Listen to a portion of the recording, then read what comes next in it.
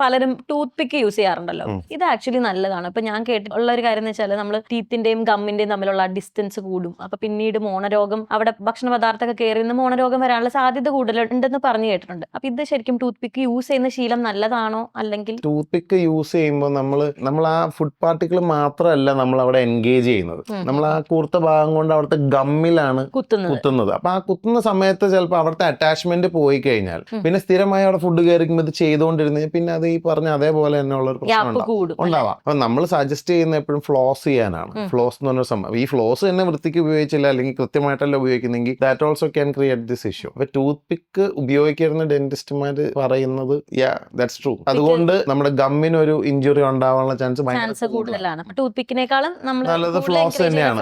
Flows ആണ്. പക്ഷെ flows എങ്ങനെ യൂസ് ചെയ്യേണ്ടതെന്നുള്ളത് കൂടെ അറിയണം. കാരണം വെച്ചാൽ നമുക്കാണെങ്കിലും ഒരു ടൂത്ത് പിക്ക് യൂസ് ചെയ്ത് കഴിയുമ്പോൾ ചിലപ്പോൾ ഒരു ചെറിയ ബ്ലഡ് ടിഞ്ച് ഒക്കെ വന്നാലും there are people who enjoy it. ആ ഒരു ടേസ്റ്റ് ചിലപ്പം ചില ആൾക്കാർ ഓക്കെ നൗ ഇറ്റ്സ് ക്ലീൻ എന്നുള്ളൊരു ഫീലും ഉണ്ട്. ചിലപ്പോൾ അത് വരാൻ വേണ്ടി ചെയ്യുന്നവർ. അപ്പൊ ഇതെന്ന് പറയുന്നത് ഇൻ ജനറലി അവിടെ പല്ലിന്റെ ഏരിയയിലൊക്കെ ഒരു 30 to 40% ഒരു ഡിസ്ട്രക്ഷൻ ഉണ്ടായതിനു ശേഷമാണ് നമുക്ക് ശരിക്കും അറിയാൻ പറ്റുള്ളൂ. Body tells you see there is a problem here. കാരണം അത് he tries to heal by itself. കുറച്ച് അക്കോമഡേറ്റിനൊക്കെ നോക്കും. പക്ഷെ ഇത് ഒരു പോയിന്റ് കഴിഞ്ഞപ്പോൾ ഇനി അറ്റാച്ച്മെന്റ് പോയി കഴിഞ്ഞാൽ ബുദ്ധിമുട്ടാണ്. നേരത്തെ പറഞ്ഞ പോലെ ഗംസിന്റെ പൊസിഷൻ മാറാനുള്ള ചാൻസ് കൂടുതലാണല്ലേ.